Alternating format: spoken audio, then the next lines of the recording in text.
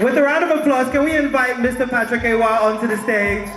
So, my very first question to you, Mr. Patrick Awuah, is, in 2002, when you started Ashesi, I read that the first class, there were 30 students that applied for Ashesi. What was the marketing pitch for the first 30 students?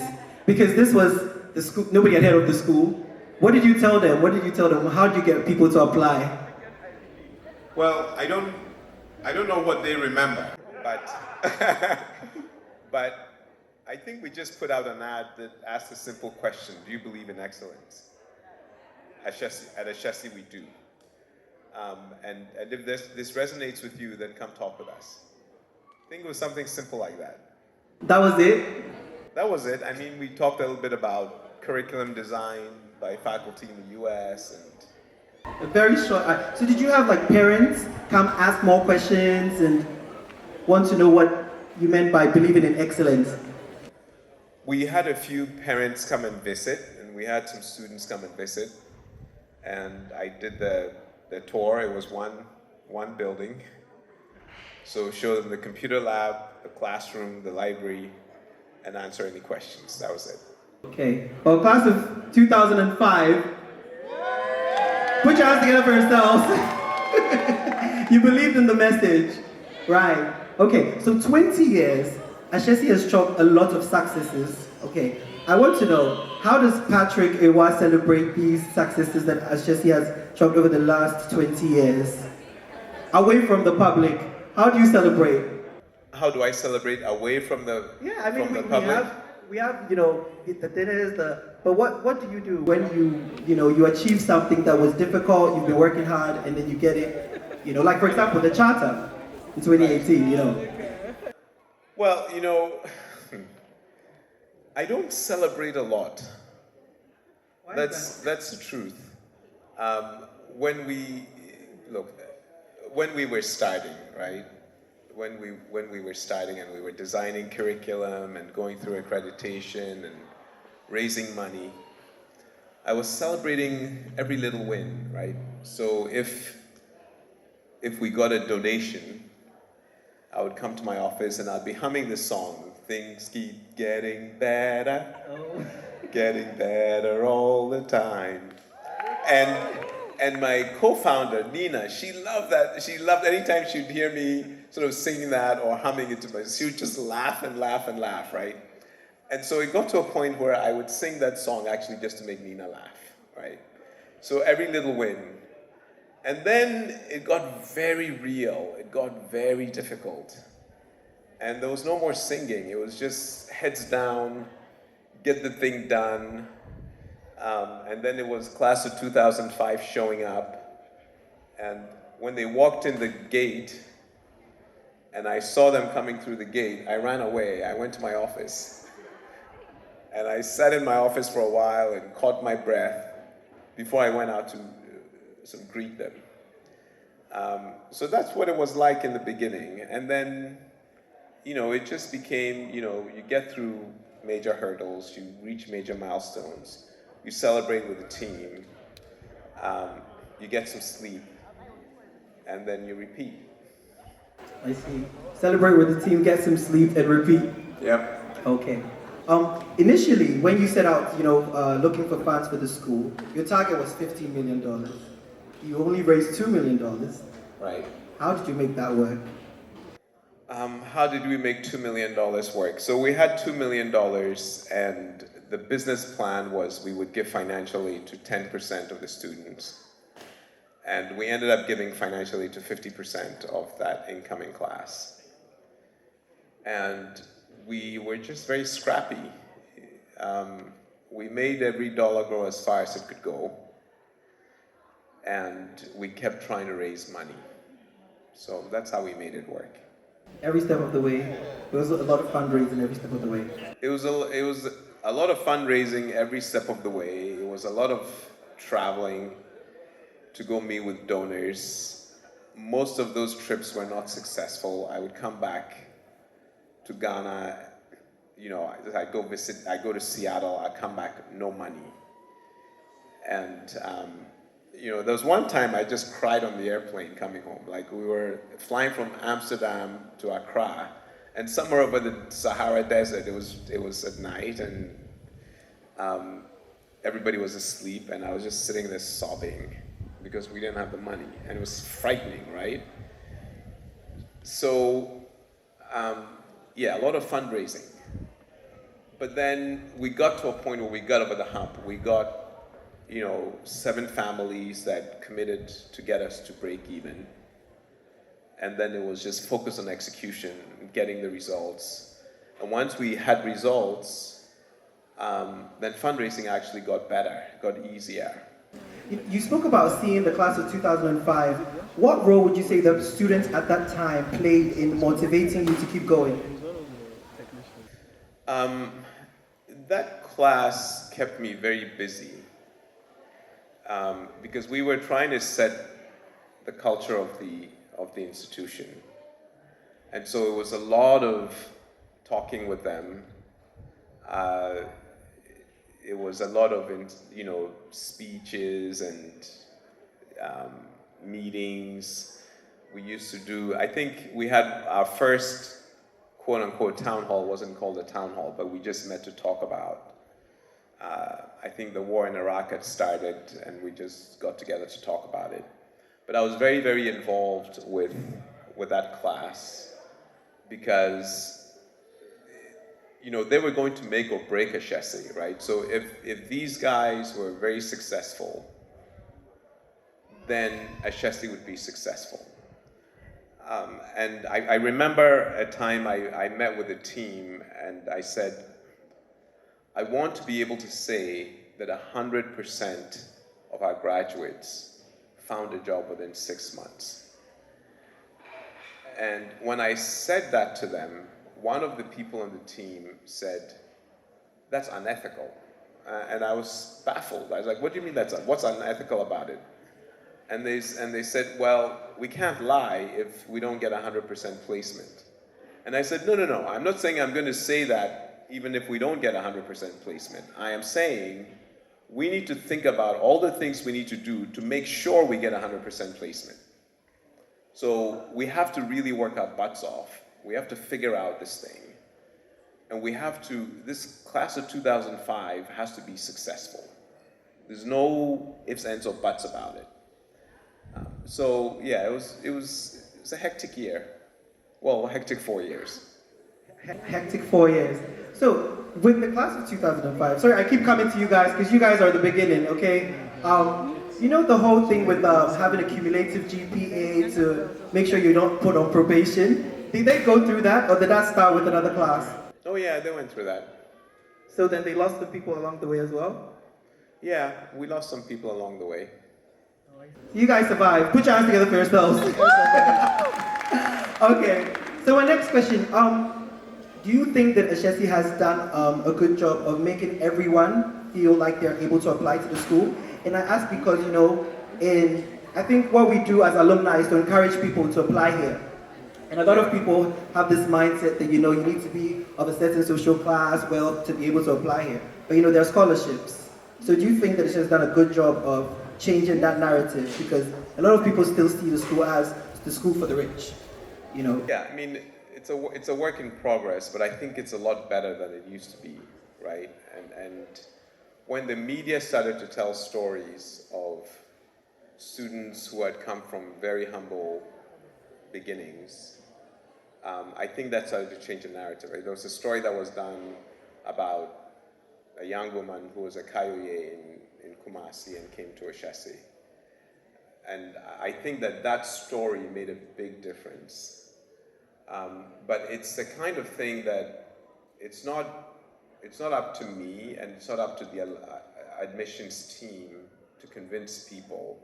It's really up to all of us. So the students and the alumni here have to be quite vocal about it. Those who have got financial aid have to be very proud of telling people that I got to Ashesi because I got financial assistance, and you can do so as well.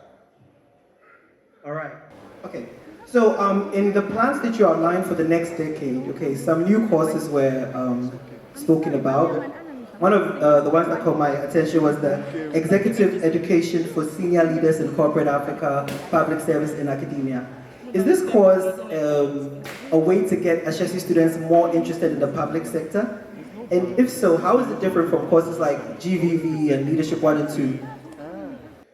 Well, we're going to do econ, we're going to do law and public policy. Those are majors that are very directed towards policy or public sector jobs, in addition to private sector, right?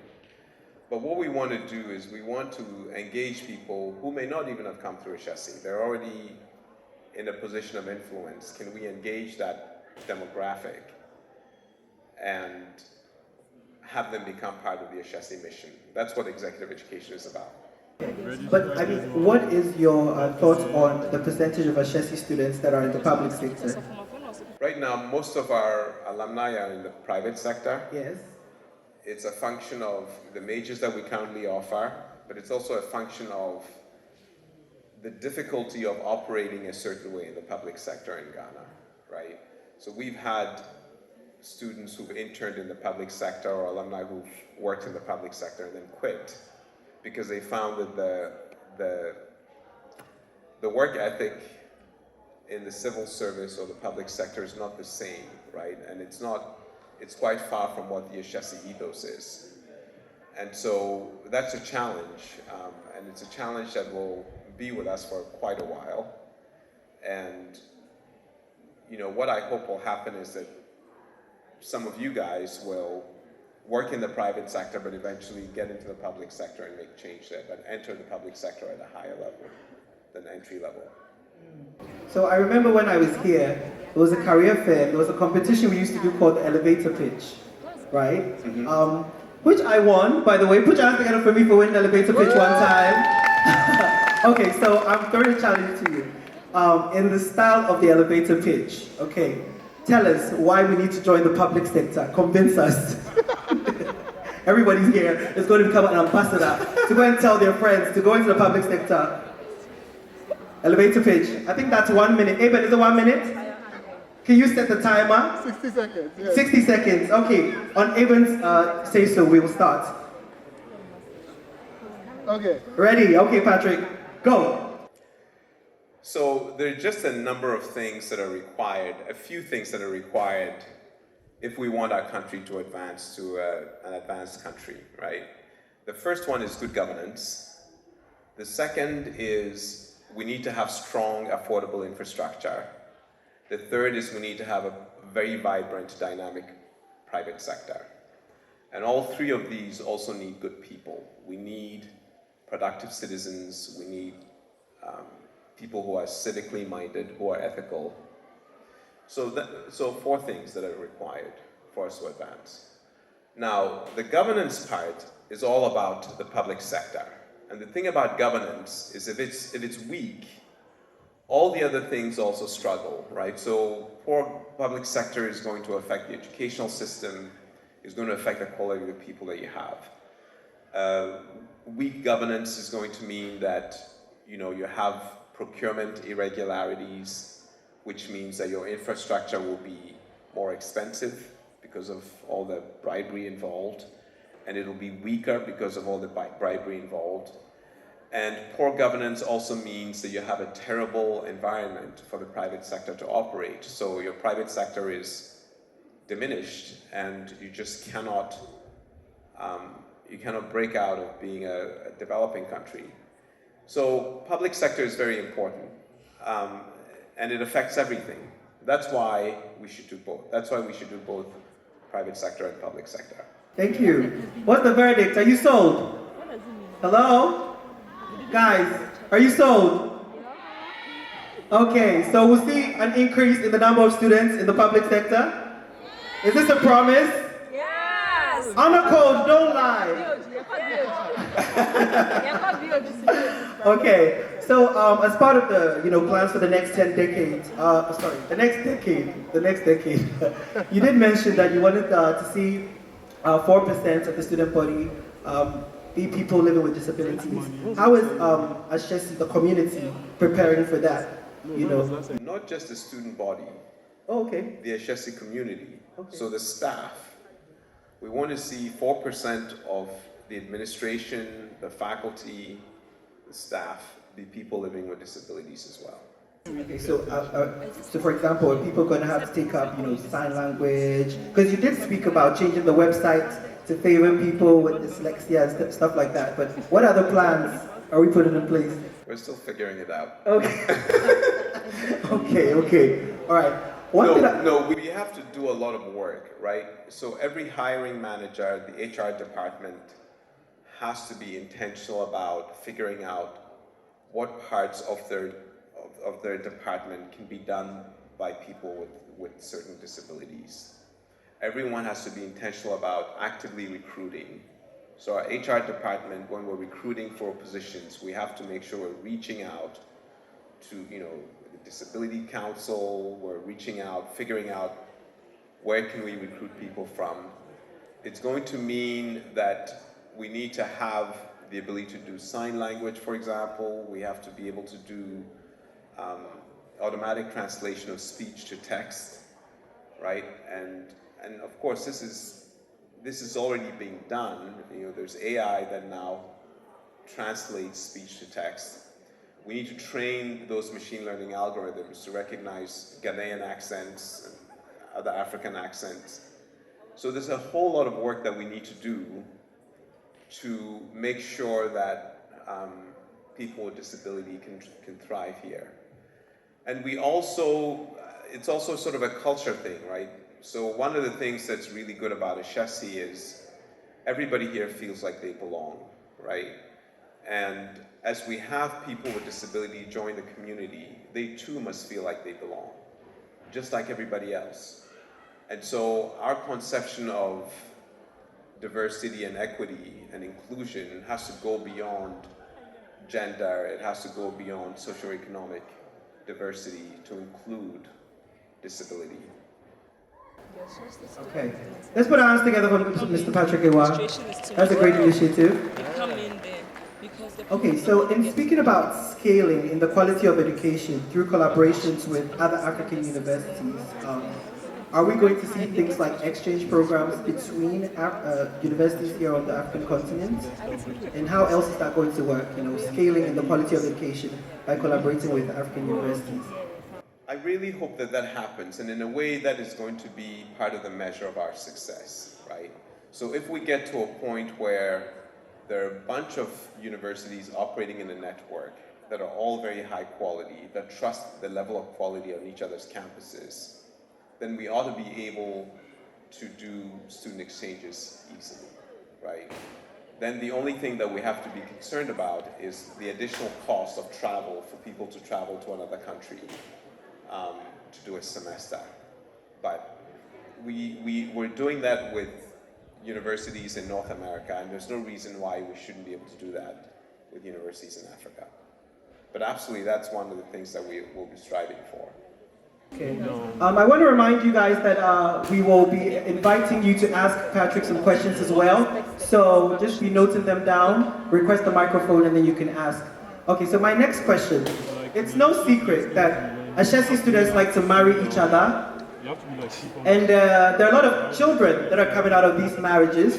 So in a couple of years, do we get some kind of discounts for alumni children? What is that going to look like? They're doing it with the Ivy League schools, don't they? What's the plan for that? It depends on how wealthy you are, right? Really? Yeah, absolutely. So I mean, if you can afford the Ashesi education, absolutely we'll ask you to pay for it. And by the way, my daughter got into Swarthmore, and she didn't get financial aid. She got into Brown, she didn't get financial aid. It's all good. I did. It's fine. No, I mean, think of it as a way of passing it forward, right? So the reason why Ashesi, we've been able to achieve the level of quality we've done, is that we have this balance of families that are paying for it and families that are not. And then we have philanthropists who are also giving money. So the flows of capital from philanthropy and from families who are paying enable us to provide high quality for everybody, okay? The second way to think about it is, actually, all our full pay students are subsidized. I'll say that again. All our, quote, full pay students are subsidized. And let me explain why I say that. If we were going to be very strict about how we count cost per student, right? Then you look at where we're sitting now. All of these buildings here were funded with grant money. A lot of all the IT systems funded with grant money. There's a lot that was donated to us. Now, and so full pay students don't pay for that. They pay for the maintenance of the facility, but they don't pay for the capital. And if we were going to do this completely commercially, so we have, let's say we had investors, or we had debt financing to put all of this up. We've done some debt, but imagine if all these buildings, we took out debt to put them up. There's an interest rate, we're able to get interest rates of about between 7 and 8% on the dollar, right? I have to pay a bank back the principal and the interest. And the only way to do that would be to add it to the fees, right? But what we've done instead is to say, the guys on the philanthropy side have actually taken care of a lot of the capital so that even the paying students don't have to pay for the capital expenses of this place. But, you know, I should also say that Ashesi alumni whose kids come here, you know, will also be considered for financial aid just along with everybody else, using the same criteria. So, in summary, if you can afford it, push it forward, okay, to keep the school running. Push it forward. Okay, so I've come to my last question. I want to remind you, we're going to come to the audience to ask some questions. Jillian, okay, make yourself available, please, with the microphone. Okay. So, yes. My last question to you, Mr. Awuah. In the 20 years of doing this, what has been your single proudest moment? Boy, it's hard to say of one moment that I've been very proud of, but I'll because there's so many of them. There's just so much to be proud of here at Ashesi. But if I had to pick one, I would say that when the NAB asked us to stop the honor system and the entire community rallied to keep it, that was very impressive, because that was a kind of challenge that was basically asking the question, are you willing to die for this? Are you willing to lose accreditation for this? Are you willing to fight that hard? And when the students and the faculty and the board and everybody decided, the administration decided, yes, we're going to fight to keep this thing, that was a very impressive thing for Ashesi. All right. Thank you so much for your time. Do we have any questions in the house? Anybody, just put your hands up. I don't know if this question has been asked since I wasn't here to do the interview, but I saw a petition going around asking Patrick to save Ghana's economy. So people were signing a petition for Patrick to stand for Ghana's president. I don't know if you saw it, and what do you think about that? How did it make you feel? So I saw that petition, and a bunch of people asked me about it. I saw it on WhatsApp, and my response was, oh, it's somebody having fun, just don't pay too much attention to it. Frankly, was my response to it. And then it kept going, and you know, Eben asked me to respond to it. And I said, you know, Eben, I'm not going to say anything about it. And it kept going. I traveled, I came back. my mother was all freaked out because somebody had sent this to her. And she's like, people are asking you to go into politics.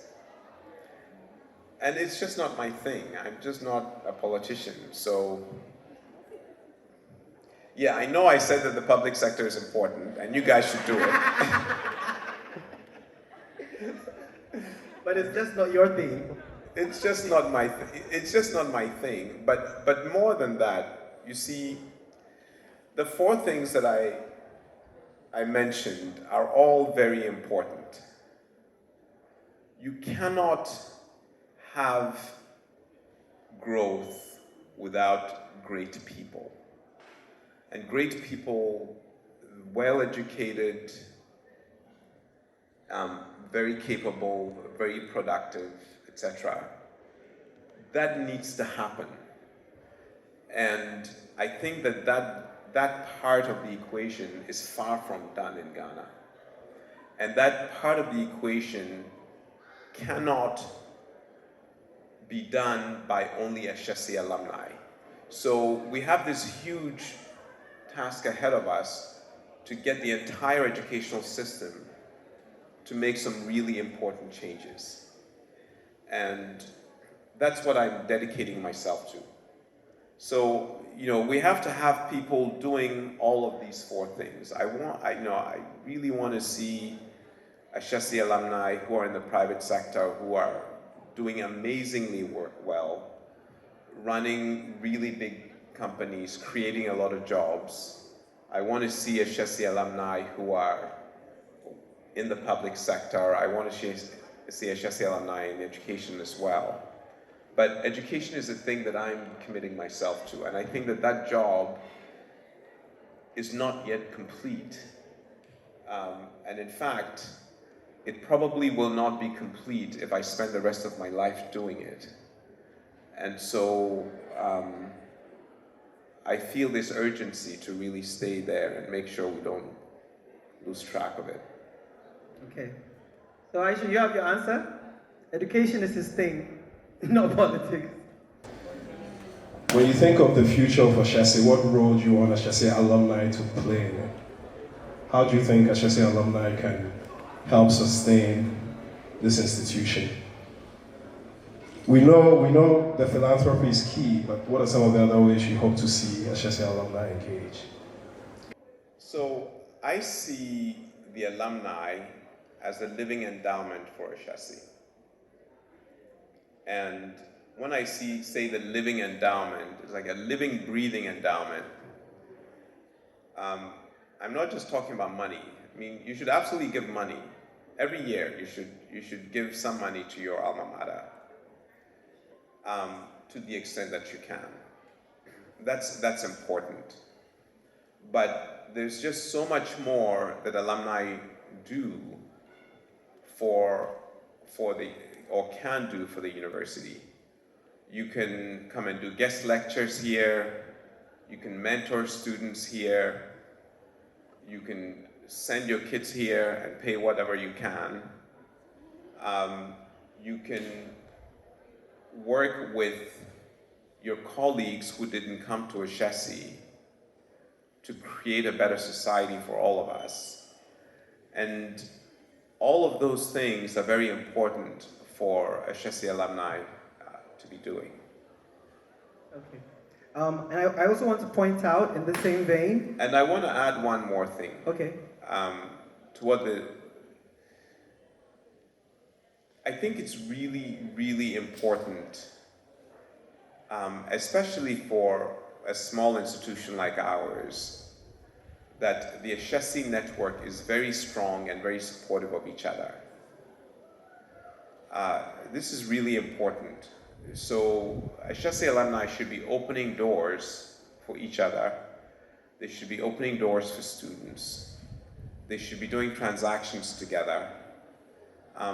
Not least of the reasons is because this is a high trust community and you can do transactions at a certain speed that you might not be able to do with others. But that, building a strong network basically is a force multiplier for everybody. If we achieve that, then the Ashesi alums individually will be far more successful than if we have a weak network. So I think this is very important, and we need a Pan-African network. That's why we are working so hard to make sure we have students from all over the continent, so that you will all have colleagues who are in all parts of the African continent. And I think having a strong network that is Pan-African like that is going to make each of you that much more successful. True. And we can all start by reading our emails from the Ashesi Alumni Relations Officer. Bohobium. Jillian, yes. There's so many opportunities available for us, and you will not know until you read your emails. She sends them every week, is it? Yes. Yeah. So start by doing that, and you can be of help. Any other questions? So, my question is in regards to Ashesi students working in the public sector. We are all change makers. We want to do the little we can in these sectors, but sometimes you go in there. I've had experiences where Ashesi students go into the public sector. They are so alone that it's impossible to make change because you have forces working against you in there. So I don't know, but I think there should be a space where this is discussed at length as to how we can connect with other people who are within the same sector so that we can work together in order to make change. Else, they go in 3 months, 4 months, and they come out because it's you either join them or you just that's the only option for some of us. Thank you for your contribution. Patrick, do you have anything to say to that? I think that's a great idea that we should be engaging with each other more and figuring out how to crack this. And I also think that it may be helpful to try and get critical mass where it's not just you alone entering a particular department or ministry, but it's multiple Ashesi alumni together in there. But it's really important, whatever you do, the last thing you want to do is to join the people who are doing the wrong things. So if the choice really comes down to you have to join the corruption or whatever nonsense is going on there or exit, then you should exit, because if you join them, you're actually helping to add harm, and we must first do no harm. So it's a two-part question. So the first question is, what role do you, or how does the Ashesi think about art education, right? And I ask that question because I think, we talked at length, and I think the next set of programs that Ashesi have been outdoor. But again, of course, there are in areas where Ashesi feels, called to make a change or believes they can make an impact. To my mind, I think one of the things that we need to prioritize as a community, as a nation, is the way we capture and tell our stories. Because I think that a lot of our challenges are characterized as economic problems, but they really are, socio-cultural, right? And how we can begin to shape those conversations will be key to how we develop over the next few decades. So I guess the first part of my question is, how, does Ashesi think about art education, and what role, or how will it feature in the curriculum and in the university going forward?